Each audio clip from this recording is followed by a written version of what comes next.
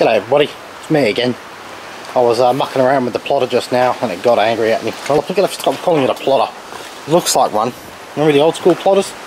Definitely looks like one, but it's just a giant inkjet, so I'm just going to have to start calling it the giant inkjet. It's angry with me. I upset the logic and now it just continually won't boot no matter what I do. Stuff knows. Anyway, it doesn't matter. Something interesting I'd say is that all that turbine noise it was making, like all the air movement, it actually pulls a vacuum on the paper in the printhead path to pull the paper flat hard against the bed there, and that obviously gives you a better print quality because it doesn't wrinkle.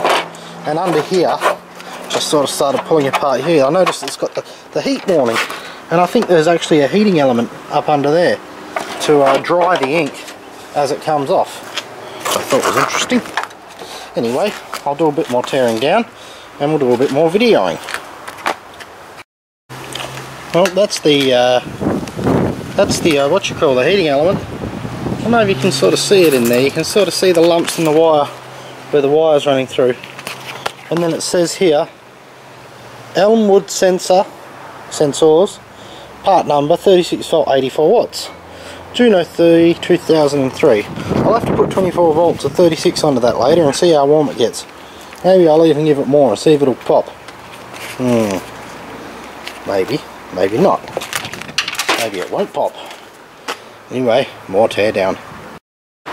There's one of the ink tanks. I wouldn't call that a cartridge, that's a tank. Obviously, it feels like it's got a bladder inside it. Electronic control, probably for level, quality, something, I don't know, maybe there's a valve. I might have to pull one apart and find out, but that could be a very, very, very messy proposition. I'd wonder how much these cost each, because I know how much ink costs for a regular inkjet. I wonder if they absolutely murder people with the ink prices on these. Anyway, keep going.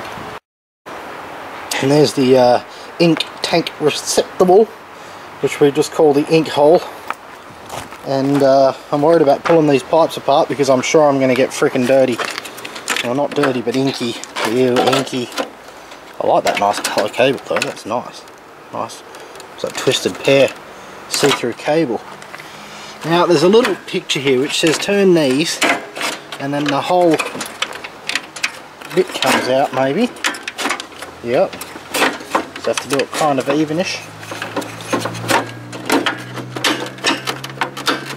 Bastard. There we go. Kind of evenish. Pop that clip off.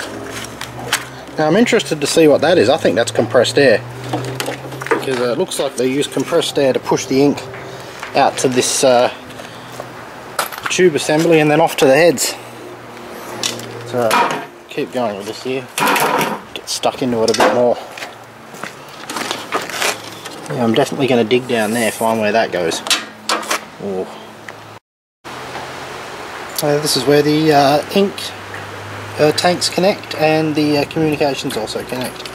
Just simple, very, very simple, just what would you call that, contact. It's very simple contacts. One-way valves obviously, and then that leads up here, 6 different lines to here, which then comes down into the printheads. Might as well do the printheads now while we're at it. 6 printheads. It looks like the specific heads for specific dye. Maybe there's different weights, I don't know. Maybe one of you inkjet experts out there might be able to learn me something here. See communications there. That's the print head itself, which is looking rather mucky. Maybe this is one of the reasons why it was put out of service, is it started to not print too well.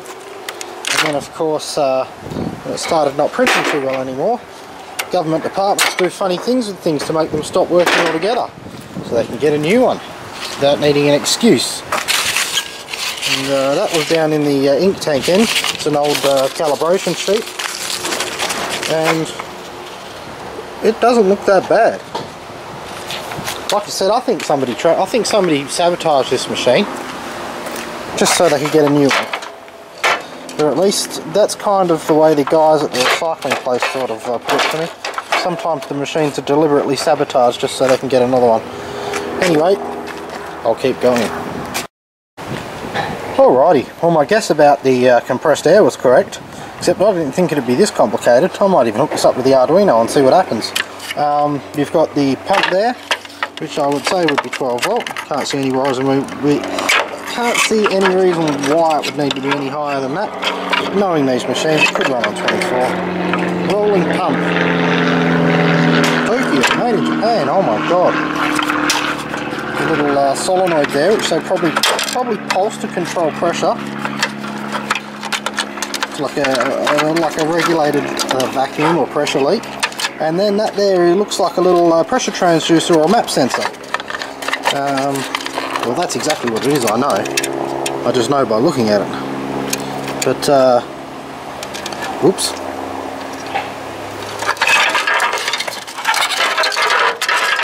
I'll save this whole pump setup for another time. That's interesting. Very interesting.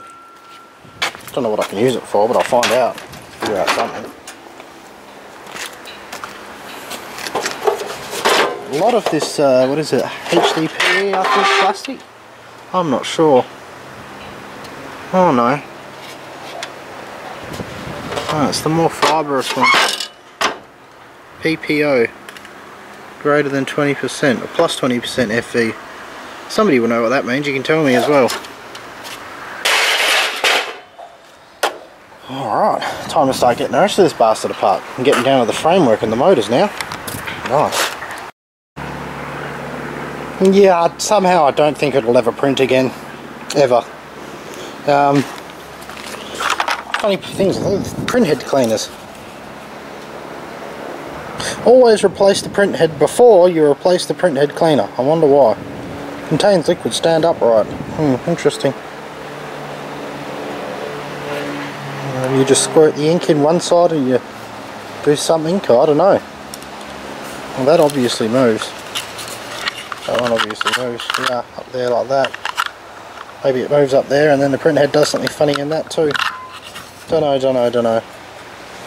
Anyway, I think it's pretty much stripped as far as I want to.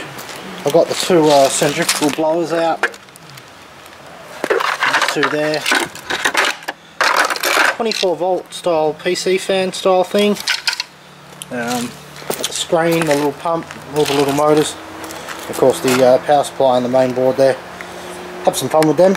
And that's it for this one guys, all done. That can go straight in the scrap bin as it is. All the plastic goes in the rubbish bin and then we're done. Thanks for watching.